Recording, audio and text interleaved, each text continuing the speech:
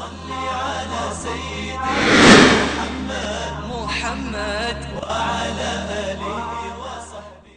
والسلام على سيد المرسلين وعلى آله وأصحابه أجمعين. بسم الله الرحمن الرحیم. آسمان علم و حکمت کے ان بے شمار ستاروں کی نمائندگی کے لیے میں صرف دو اسماء گرامی پہ اکتفا کر رہا ہوں. عزت مآب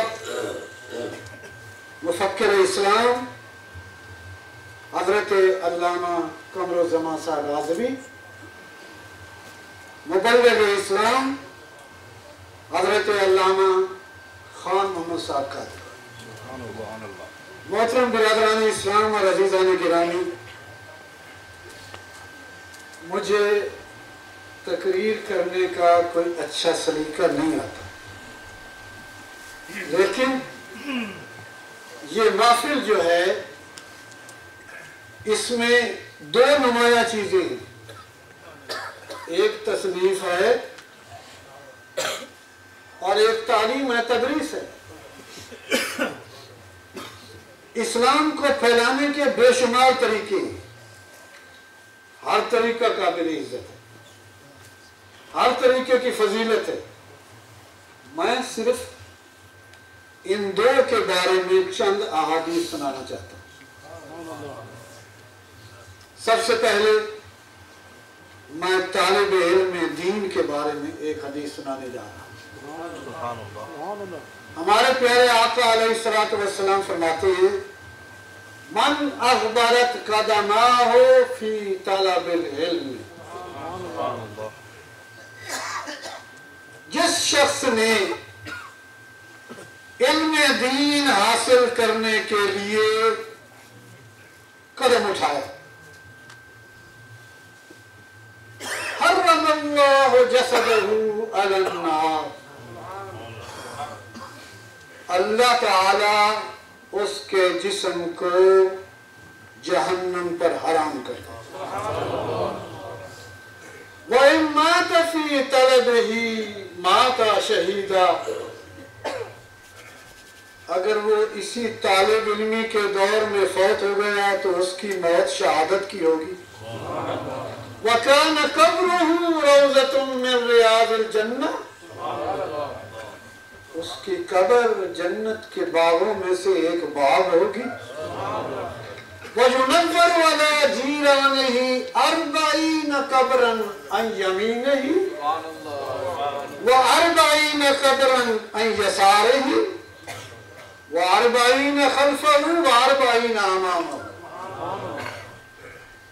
وہ طالب علم جس قبر میں جائے گا، 40 قبریں اس کی رائٹ سائڈ پہ،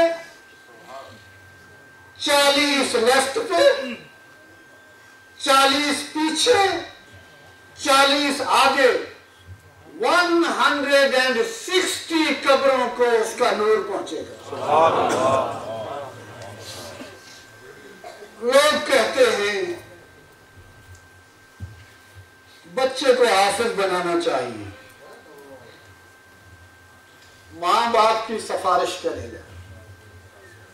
بہت اچھی بات ہے، حدیث میں آتا ہے جو قرآن کا حافظ بنتا ہے، اس کے حرام اور حلال کا خیال رکھتا ہے، خود بھی جنت میں جائے گا اور 10 رشتہ داروں کو بھی جنت میں لے جائے گا.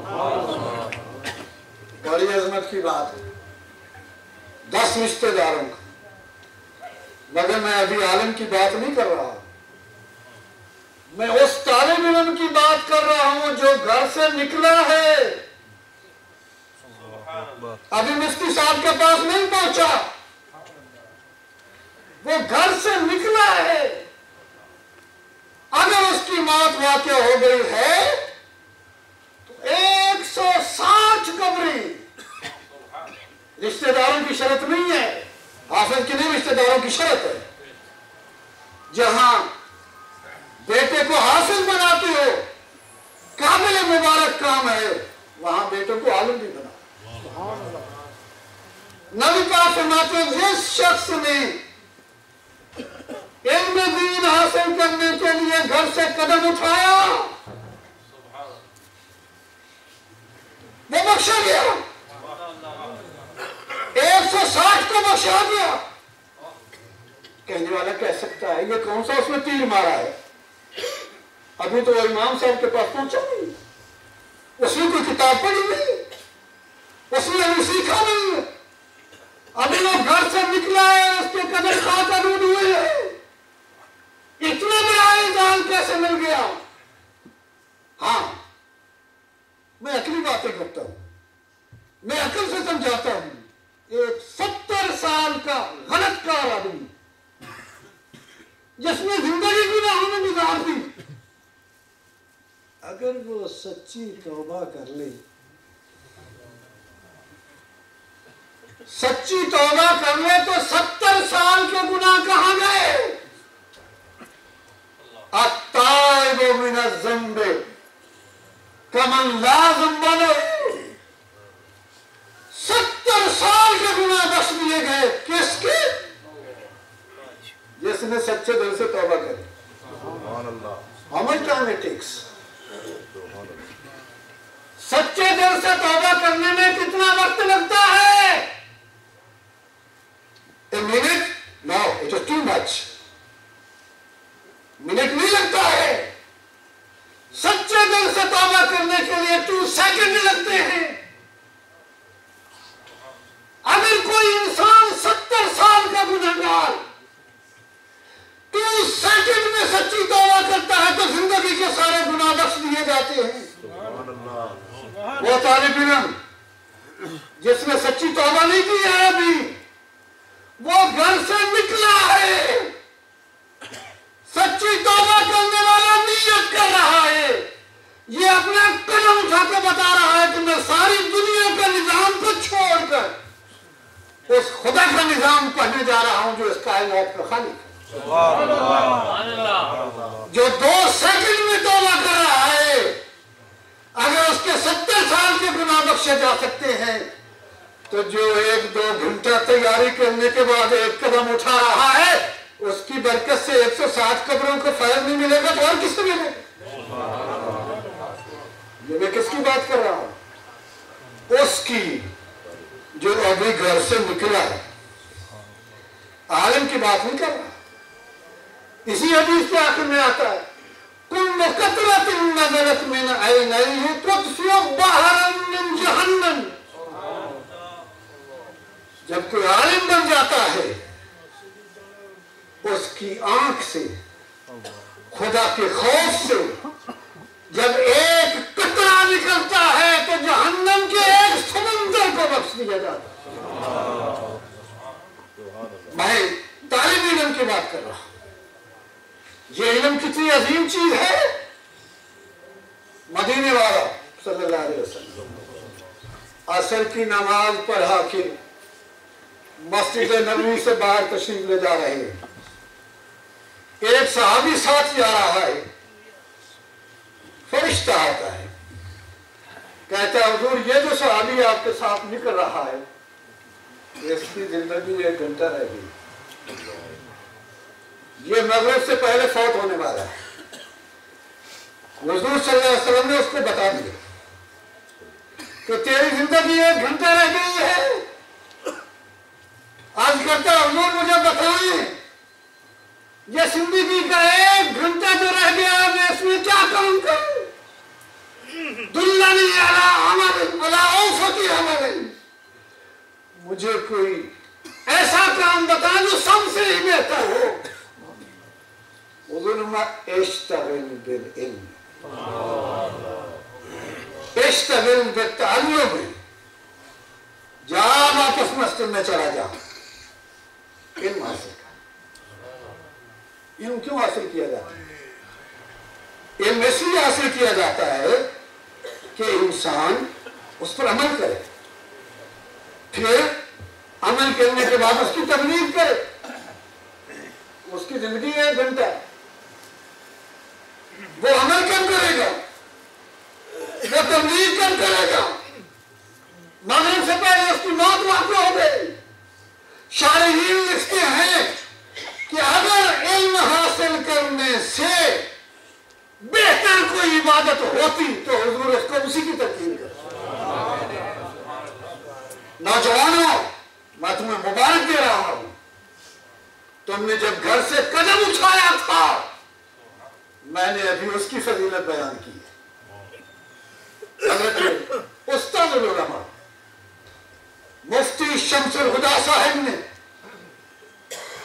جو تصنیف کا کام کیا ہے، اس کے بارے میں صرف ایک حدیث سناتا ہوں جو کنز العمال میں موجود ہے۔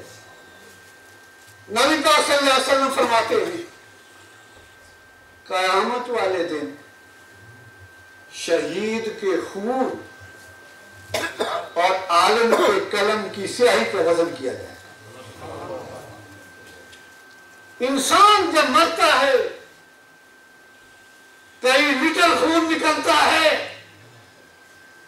لیکن کتاب لکھنے کے لیے، بہت بڑی کتاب لکھنے کے لیے 0.0001 بھی نہیں لگتا ہے۔ حضور فرماتے ہیں قیامت والے دن شہید کے خون جو کئی لیٹر میں ہے، اس کے مقابلے میں عالم کے قلم کی سیاہی رکھی جائے گی۔ ثواب کے اعتبار سے وہ کئی لیٹر خون سے وہ عالم کے قلم کی سیاہی کا ثواب زیادہ ہوتا ہے، ثواب پیدا ہوتا ہے۔ ایک آدمی اپنے ملک و ملت کی حفاظت کے لیے اپنی جان دے دیتا ہے، اپنی گردن کٹا دیتا ہے، سارا خون قربان کر دیتا ہے۔ اس کے مقابلے میں ایک عالم گھر میں آرام سے بیٹھے ہوئے کوئی کتاب لکھ رہا ہے تو اس کا ثواب اتنا زیادہ کیسے ہو گیا ہے؟ ایک آدمی اپنی جان دے رہا ہے، ایک صرف گھر میں بیٹھے لکھ رہا ہے۔ ہاں، بظاہر یہ بات ہضم کرنی مشکل نظر آتی ہے، مگر میں مثال دوں گا تو آسان ہو جائے۔ امام بخاری، امام مالک کے زمانے میں ہزاروں لوگوں نے جہاد میں شریک ہو کر شہادت حاصل کی ہوگی۔ اس شہادت کے بدلے میں اللہ نے انہیں جنت دی ہوگی، وہ جنتی ہوں گے، وہ ہزاروں کی تعداد میں ہوں گے۔ Today we don't know who are they. ہم کسی کا نام نہیں جانتے، ہمیں کوئی پتہ نہیں ہے کہ امام بخاری کے زمانے میں جو ہزاروں شہید ہو کر جنت لے گئے تھے وہ کون تھے۔ ہاں، ہم جانتے ہیں امام بخاری کی قلم سے نکلنے والی وہ سیاہی کو جو 1400 سال سے بخاری کی صورت میں علم کا فیض پھیلا رہی ہے اور قیامت تک پھیلاتی رہے گی۔